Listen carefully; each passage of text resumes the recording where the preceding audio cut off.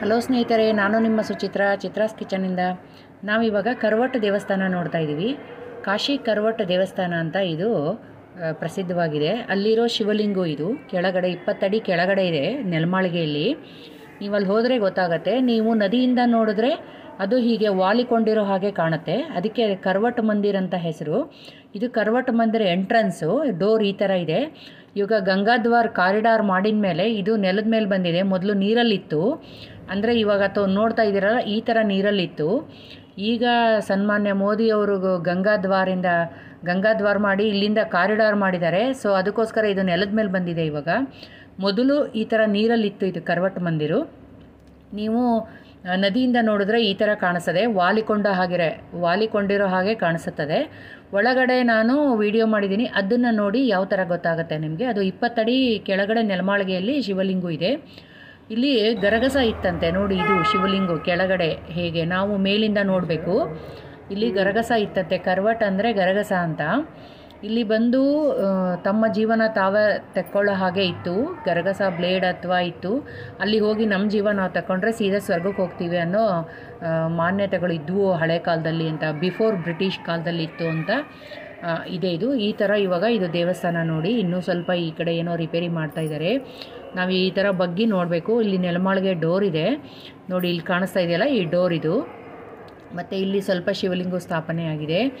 ಇಲ್ಲಿ ಇದಕ್ಕೆ 12 ಜ್ಯೋತಿರ್ಲಿಂಗಗಳಲ್ಲಿ ಇದು ಭೀಮೇಶ್ವರ್ ಜ್ಯೋತಿರ್ಲಿಂಗ ಕೆಳಗಡೆ ಏನಿದೆ ಅದಕ್ಕೆ ಭೀಮೇಶ್ವರ್ ಜ್ಯೋತಿರ್ಲಿಂಗ ಅಂತ ಹೇಳ್ತಾರೆ. ಭೀಮೇಶ್ವರ್ ಜ್ಯೋತಿರ್ಲಿಂಗ ಕರವಟ್ ಮಂದಿರ ಅಂತ ಹೇಳ್ತಾರೆ. ನಾನು ನಿಮಗೆ ತೋರಿಸಿದೆ ನೋಡಿ, ಈ ಥರ ಇದೆ. ಇದು ಮೇಲ್ಭಾಗದಲ್ಲಿ ಈ ಥರ ಇದೆ, ಕೆಳಗಡೆ 20 ಅಡಿ ಕೆಳಗೆ ಇದು ಭೀಮೇಶ್ವರ್ ಲಿಂಗ ಇದೆ. ಅಲ್ಲಿ ಪೂಜೆ ನಡೀತಾ ಇದೆ ನೋಡಿ. ಈ ಥರ ಕಟ್ಟಿದ್ದಾರೆ ಮಧ್ಯದಲ್ಲಿ. ನಾವು ಹೀಗೆ ಬಂದು ಇಲ್ಲಿ ಬಗ್ಗಿ ನೋಡಬೇಕು ಈ ಥರ. ಅಲ್ಲಿ ಮೇಲೆ ಒಂದು ಫ್ಲೋರಲ್ಲಿ ಈ ಥರ 5 ಲಿಂಗಗಳನ್ನು ಸ್ಥಾಪನೆ ಮಾಡಿದ್ದಾರೆ. ಒಂದು ಬಾಣಲಿಂಗ ಇದೆ ನೋಡಿ. ಮತ್ತು ಕೆಳಗಡೆ ಈ ಥರ ಭೀಮೇಶ್ವರ ಲಿಂಗು ಇದೆ. ಇದಕ್ಕೆ ನಾವು ಹೋದ್ಮೇಲೆ ಪೂಜೆ ಮಾಡಿದ್ರು. ಮಂಗಳಾರತಿ ಮಾಡುವಾಗ ತೆಗಿಯೋಕ್ಕಾಗಿಲ್ಲ ನನಗೆ ವಿಡಿಯೋ. ಇದು ಭೀಮೇಶ್ವರ್ ಜ್ಯೋತಿರ್ಲಿಂಗ್ ಕಾಶಿ ಕರವಟ್ ಮಂದಿರ್ ಅಂತ ಇದೆ. ಸಣ್ಣ ದೇವಸ್ಥಾನ ಇದು. ಗಲ್ಲಿ ಒಳಗಡೆ ಹೋದರೆ ವಿಶ್ವನಾಥ್ ಮಂದಿರಿಂದ ಕೆಲವೇ ಮೀಟರ್ ದೂರದಲ್ಲಿ ಇದೆ ಇದು. ಈ ಪುರಾಣದಲ್ಲಿ ಇಲ್ಲಿ ಬಂದು ನಮ್ಮ ಪ್ರಾಣ ಹೋದರೆ ನಾವು ಸೀದಾ ಸ್ವರ್ಗಕ್ಕೆ ಹೋಗ್ತೀವಿ ಅನ್ನೋ ಮಾನ್ಯತೆಗಳಿದ್ವು. ಪುರಾಣದಲ್ಲಿ ಇದರ ಉಲ್ಲೇಖ ಇದೆ ಕರವಟ್ ಮಂದಿರದು. ಬಟ್ ಈಗ ಇದು ಆ ಥರ ಯಾವುದೂ ಇಲ್ಲ. ಹೀಗಾಗಿ ಅಲ್ಲಿ ಆ ಥರ ಏನೋ ವಿದ್ಯಮಾನಗಳು ನಡೀತಾ ಇಲ್ಲ ಅಂತ ಹೇಳ್ಬೋದು.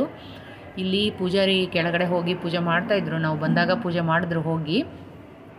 ಇದು ತುಂಬ ವಿಶೇಷವಾದಂತಹ ದೇವಾಲಯ ಇದು. ಇದು ತುಂಬ ತ್ಯಾಗ ದೇವಾಲಯ ಅಂತ ಕೂಡ ಕರೀತಾರೆ ಅಂತ ಇದೆ, ವಿಕಿಪೀಡಿಯಾದಲ್ಲಿದೆ. ಇದು ತ್ಯಾಗ ದೇವಾಲಯ ಅಂತ ನೋಡಿ. ಇಲ್ಲಿ ಫಸ್ಟ್ ಫ್ಲೋರಲ್ಲಿ ಮೊದಲನೇ ಅಂತಸ್ತಿನಲ್ಲಿ ಈ ಥರ ಲಿಂಗಗಳಿದೆ. ನಮಗೆ ಹತ್ತಿರದಿಂದ ನೋಡಿದ್ರೆ ಆ ಥರ ಕಾಣಿಸುತ್ತೆ. ಅಲ್ಲಿ ನೆಲಮಾಳಿಗೆ ಇದೆ, ಮೆಟ್ಲಿದೆ ಹೋಗೋಕ್ಕೆ. ನಾವಿಲ್ಲಿ ಕೂತ್ಕೊಂಡು ಧ್ಯಾನ ತಪ ಎಲ್ಲ ಮಾಡ್ಬೋದು. ಮತ್ತು ಭಕ್ತಾದಿಗಳು ಬಂದವರು ಮಾಡ್ತಾ ಇರ್ತಾರೆ ನೋಡಿ. ಮೊದಲನೇ ಅಂತಸ್ತಲ್ಲಿ ಆ ಥರ ಇದೆ. ಕೆಳಗಡೆ ನೆಲಮಾಳಿಗೆಯಲ್ಲಿ ಭೀಮೇಶ್ವರ ಲಿಂಗು ಇದ್ದಾರೆ. ಅಲ್ಲಿ ಶಿವ ವಿರಾಜಮಾನರಾಗಿದ್ದಾರೆ.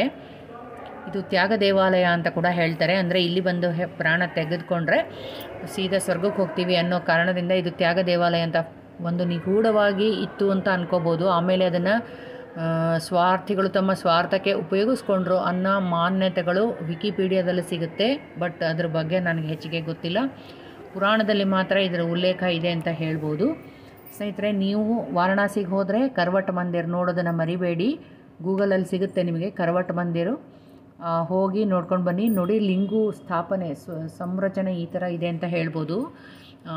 ನಾನು ಅಲ್ಲಿ ಒಂದು ಫೋಟೋ ಇತ್ತು, ಅದರದ್ದು ಫೋಟೋ ತೊಗೊಂಡೆ. ಯಾಕಂದರೆ ಕೆಳಗಡೆಯಿಂದ ಫೋಟೋ ತೆಗಿಯೋಕ್ಕಾಗೋದಿಲ್ಲ, ನಮಗೆ ಯಾರಿಗೋ ಅಲ್ಲಿ ಹೋಗೋಕ್ಕೆ ಅವಕಾಶ ಇರೋದಿಲ್ಲ.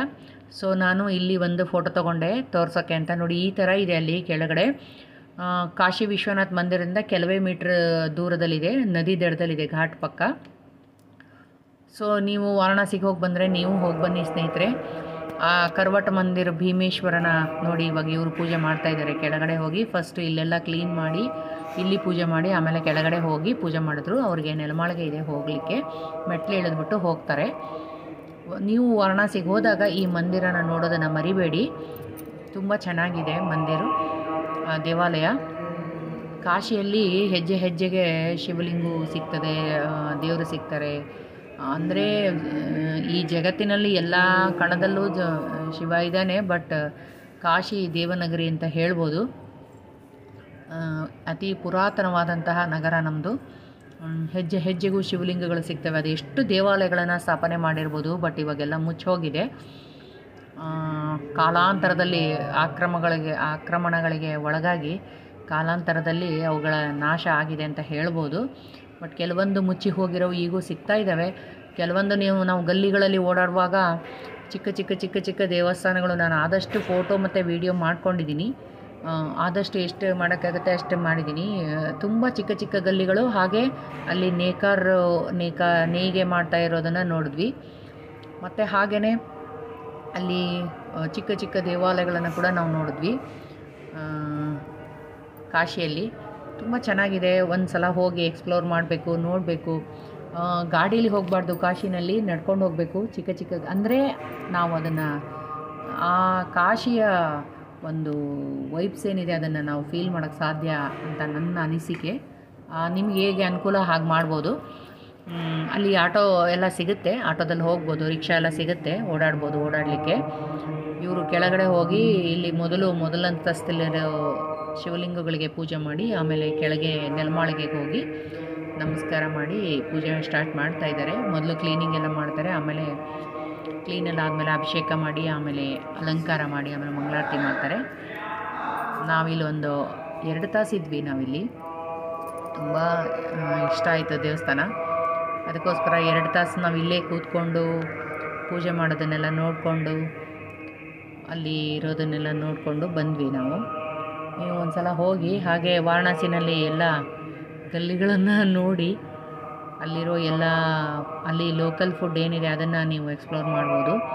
ತುಂಬ ಚೆನ್ನಾಗಿದೆ. ಒಂದು ಸಲ ಹೋಗಿ ಬನ್ನಿ ಸ್ನೇಹಿತರೆ. ಹೋಗಿರೋರಿಗೆ ನಿಮಗೇನು ಗೊತ್ತಿದೆ ನೀವು ಕಮೆಂಟ್ ಮಾಡಿ ತಿಳಿಸಿ. ನೀವೇನು ನೋಡಿ ಬಂದಿದ್ರಿ ಅಂತ ಕಮೆಂಟ್ ಮಾಡಿ ತಿಳಿಸಿ. ಇದು ನಿನ್ನೆ ಪೂಜೆದು ಅಲಂಕಾರ ಎಲ್ಲ ತೆಗಿತಾ ಇದ್ದಾರೆ. ನೀವು ಯಾವಾಗ ಹೋಗಿದ್ರಿ, ಏನು ನೋಡಿದ್ರಿ, ಈ ದೇವಸ್ಥಾನ ನೋಡಿದ್ದೀರಾ, ನೀವು ಕಮೆಂಟ್ ಮಾಡಿ ತಿಳಿಸಿ. ಮತ್ತು ಏನು ಹೇಳೋದು, ನನ್ನ ಬೇರೆ ವೀಡಿಯೋಗಳು ಪ್ರಯಾಗರಾಜದೆಲ್ಲ ವೀಡಿಯೋ ಹಾಕಿದ್ದೀನಿ, ಮತ್ತು ವಾರಣಾಸಿದು ಇನ್ನೂ 1-2 ವೀಡಿಯೋ ಇದೆ. ನೋಡಿ ನಿಮ್ಮ ಅಭಿಪ್ರಾಯಗಳನ್ನು ತಿಳಿಸಿ. ಯಾರು ಇಲ್ಲಿವರೆಗೂ ನನ್ನ ಚಾನಲ್ ಸಬ್ಸ್ಕ್ರೈಬ್ ಮಾಡಿದ್ದೀರಾ ಅವರಿಗೆಲ್ಲ ನನ್ನ ಹೃದಯಪೂರ್ವಕ ಧನ್ಯವಾದಗಳು. ಯಾರು ಇಲ್ಲಿವರೆಗೂ ಸಬ್ಸ್ಕ್ರೈಬ್ ಮಾಡ್ಕೊಂಡಿಲ್ಲ ಹಾಗೆ ನೋಡ್ತಾ ಇದ್ದೀರಾ, ನಿಮಗೆ ನನ್ನ ವೀಡಿಯೋಗಳು ಇಷ್ಟ ಆದರೆ ಸಬ್ಸ್ಕ್ರೈಬ್ ಮಾಡಿ. ಇಷ್ಟ ಆಗಲಿಲ್ಲ ಅಂದರೆ ಮಾಡಬೇಡಿ. ನಾನು ಇನ್ನೂ ನನ್ನ ವೀಡಿಯೋಗಳನ್ನು ಸುಧಾರಿಸ್ಕೊಳ್ಳೋಕ್ಕೆ ಪ್ರಯತ್ನ ಪಡ್ತೀನಿ. ಇನ್ನೂ ನಿಮಗೆ ಇಷ್ಟ ಆಗೋ ಹಾಗೆ ಸ್ವಲ್ಪ ಸುಧಾರಿಸ್ಕೋಬೇಕಲ್ಲ, ಆ ಥರ ನಾನು ಪ್ರಯತ್ನ ಮಾಡ್ತೀನಿ.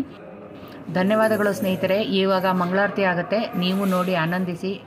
ಶಿವನ ಆಶೀರ್ವಾದ ಎಲ್ರಿಗೂ ಇರಲಿ ಅಂತ ಕೇಳ್ತಾ ಧನ್ಯವಾದಗಳು ಸ್ನೇಹಿತರೆ. ಬಾಯ್.